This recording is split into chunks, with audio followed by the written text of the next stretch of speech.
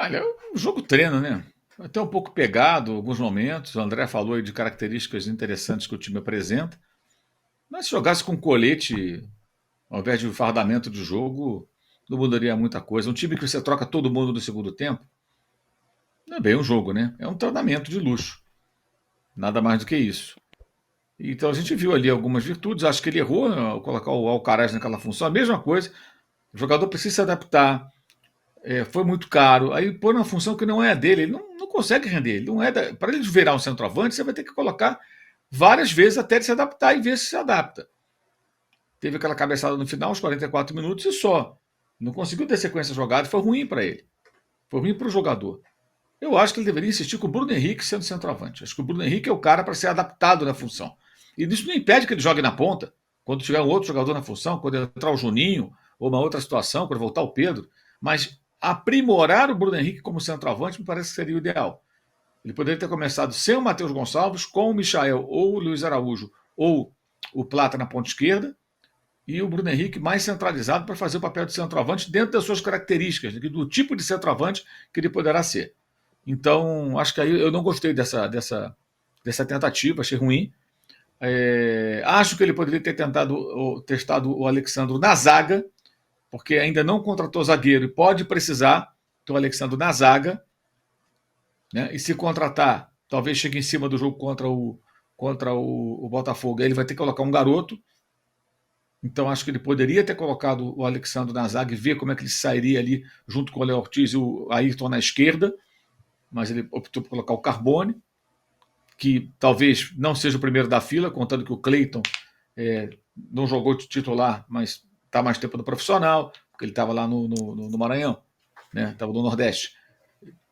Ontem o João Vitor também no segundo tempo, não sei se ele vai pensar no João Vitor, o Iago que está na seleção também aqui é outro jogador para a posição. Então acho que algumas coisas eu faria diferente, mas é um jogo treino. Ele tem toda a liberdade, o direito de fazer experiências dentro daquilo que ele imaginou, daquilo que ele está pensando. Mas um jogo treino é jogo treino, né? Só que foi meio pegado demais, um pouco violento em alguns momentos para um jogo dessa natureza. A sensação que eu tive, Mauro, sobre a zaga que você falou, é que ele foi de Carbone porque o Cleiton tinha chegado de viagem. E ele só não foi com o João Vitor porque tanto o Carbone quanto o Cleiton são zagueiros pela esquerda, né? Tem dificuldade de jogar na direita. Então, se ele bota Léo Ortiz e João Vitor, de repente ele ia botar no segundo tempo uma zaga meio torta. Por isso que eu estou deduzindo que eu acho que ele foi de Carbone, mas pelo que eu tenho de informação, o Carbone tá ali atrás na fila. Tanto que no próprio Sub-20 o Carbone está jogando de lateral esquerdo. Né? Ele joga com. O João Vitor e o Iago são titulares do Sub-20, o Cleiton tá na frente, também acho que o Carbone deve ser terceira ou quarta opção aí, pelo menos a princípio, né? Pelo menos essa é a ideia. E você falou do ataque, Mauro. Vamos debater mais um pouquinho aí, porque muita gente pegando o pé do Alcaraz, eu acho bem injusto, porque o Alcaraz jogou fora de posição. E mais, eu estou achando muito também que tem muita implicância já com o Alcaraz de graça. Não é que ele esteja jogando bem, mas tem jogador que às vezes vai muito pior que o Alcaraz, mas o Alcaraz é o foco. E aí eu acho que cai um pouco no que você falou também, né, Mauro? Sobre a questão de queimar os garotos, né? Que se depois que for taxado como bagre, é difícil tirar. Porque a gente está vendo isso com o próprio Alcaraz. Às vezes você vê alguns jogadores com atuações piores que o Alcaraz. Eu vou até dar um exemplo. Não sei se todo mundo discorda de mim, se alguém concorda. Eu acho que, por exemplo, o Gerson, que foi o craque do time ano passado, ontem foi abaixo do Alcaraz. Fez uma partida abaixo do Alcaraz. Mas, pô, o Alcaraz já tá na mira. Então, é difícil também quando começam a pegar no pé, né, Mauro? O torcedor, quando não tem paciência, é difícil, né? O Alcaraz vai ter que ter um pouco também de paciência para dar essa volta por cima e não ajuda quando ele joga fora de posição também, né, Mauro?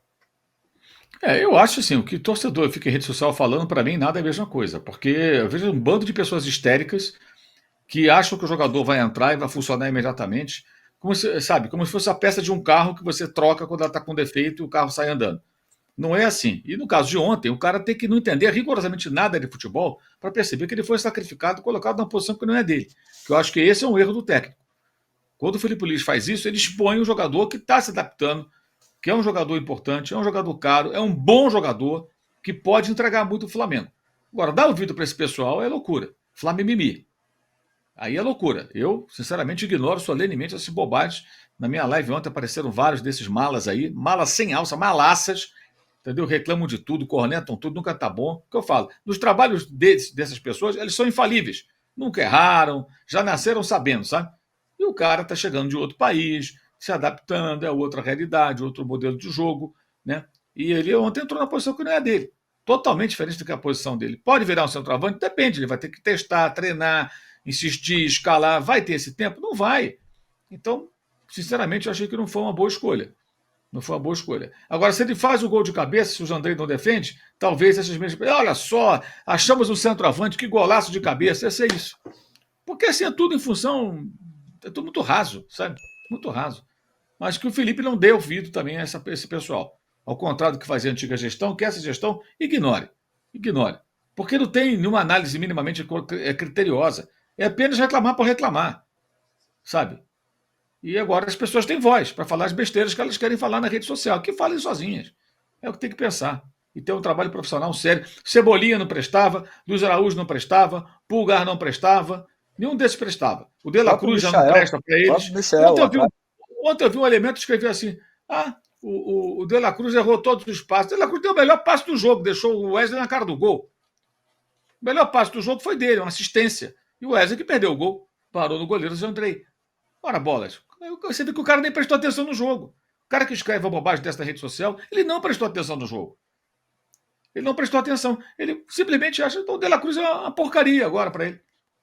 Com base em quê? Qual a qualificação que essas pessoas têm como pessoas que acompanham e se especializam em acompanhar futebol para sentenciar que o De La Cruz não joga nada e que o Alcaraz é uma porcaria e todos são ruins? Nenhuma. São só corneteiros. Gente rancorosa que extravasa os seus problemas, as suas neuras ali, em cima do jogador de futebol.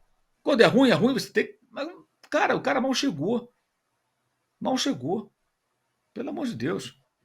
Alô, tropa da S1 Live. A propaganda é a alma do negócio. Quer ver a sua marca estampada aqui diariamente na S1 Live? É só chamar agora no e-mail contato@s1live.com.